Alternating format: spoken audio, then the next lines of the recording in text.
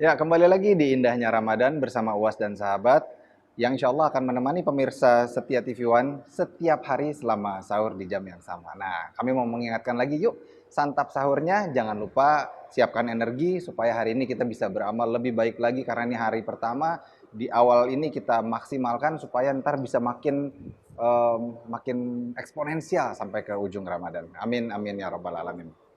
Baik, Ustadz Abdul Somad. Ya. Eh, ini kan da- katanya kalau misalnya bulan puasa ini setan dibelenggu, Ya. gitu. Tapi kita masih lihat tuh kan tadi yang seperti Ustadz sampaikan kan, hanya ada kaki-kaki di restoran, badannya nggak ada, nggak Ya. kelihatan gitu.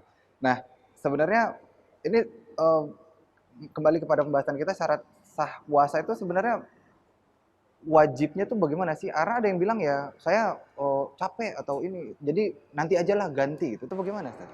Idza jaa Ramadan, kalau Ramadan tiba, futihat abwabul jannah, dibukakan pintu-pintu surga.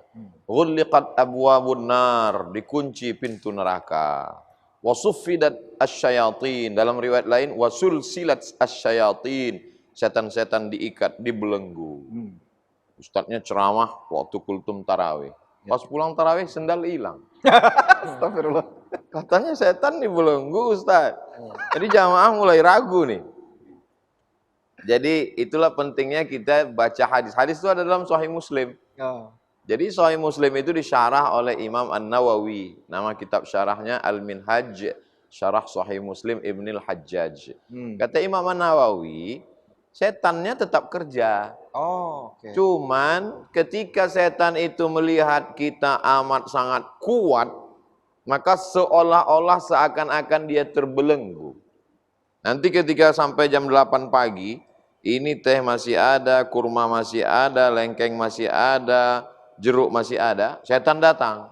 Makan, makan, kata setan. Tapi ketika iman kita kuat, tidak. Sekali tidak, tidak. Datang nasi kotak. Ah, kalau ini oke. Tapi kalau iman kita kuat, maka seakan-akan setan itu terbelenggu. Nanti kita tausiah perdana ini dengan siapa? Dengan Bang Mario. Oh, iya, iya, ingat.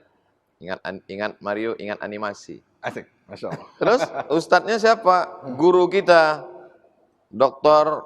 Al-Mukarram Ustadz Amir Faisal. Waduh, terbelenggu anak nih. Kenapa? Beliau guru kita. Masya Allah. Makanya kalau dari tadi pas anak ngomong dari tadi kan ngadap Bang Mario kan? Soalnya kalau anak ngadap gini nih bahannya hilang nih. Jadi seakan-akan anak terbelenggu. Begitulah terpukau. Nah, jadi tidak dipahami bahwa setan. Jadi jangan heran kalau di bulan Ramadan pun banyak juga teman kita yang kesetanan. Iya, iya, iya. Tapi tidak ada setan yang kemanusiaan. Iya. Nah, jadi kita pahami ini dengan benar. Jangan pahami hadis, baca sendiri, terjemahkan sendiri, pahami sendiri, nyasar sendiri. Kembali ke Quran dan Sunnah dengan pemahaman para ulama. Waduh, Masya Allah. Berarti bukan secara harfiah diikat gitu ya, Ustaz ya? Bukan begitu ya? Ya, itu masalah alam gaib ya. Tapi yang jelas yuqsadu bihi, benar kata Syekh Abdul Somad tadi itu, bahwa dia itu ya merasa terbelenggu, nggak nyaman, nggak bebas karena sudah pencernaan terikat, tertutup. Oke. Buktinya kalau di kantor, kalau kita ngisi pengajian siang hari, ya di kantor itu kalau pas Ramadan penuh. Tapi kalau pas di luar Ramadan kosong yang ikut pengajian. Kenapa? Sibuk di restoran. Makan siang? Iya, makan siang. Wah, berarti ini penting banget nih untuk mempersiapkan apa yang kita makan di waktu sahur seperti ini ya, Ustaz ya? Ya. Betul, Ustaz? Tasaharu, bersahurlah. Fa inna fis sahuri barakah. Karena di dalam sahur itu ada barakah. Di antaranya barakah bisa makan bersama. Makan bersama ini nikmat, Bang Mario. Berapa banyak orang sekarang tidak bisa makan bersama. Karena saking sibuknya cari makan sampai nggak sempat makan. Iya. Lalu kemudian kita bisa membiasakan diri bangun malam. Semalas-malasnya orang beriman di bulan Ramadan, pasti dia bangun malam. Paling tidak untuk jur'atan minal ma', minum seteguk air. Bagi ibu-ibu yang mungkin tidak mau makan sahur, untuk menjaga peningkatan tubuhnya supaya tidak meningkat. Jadi ketika suaminya nanya, mama enggak sahur? Oh enggak, minum air putih aja. Padahal tadi udah 2 mangkok duluan. Bisa juga. Nah, jadi ketemunya ya di sini.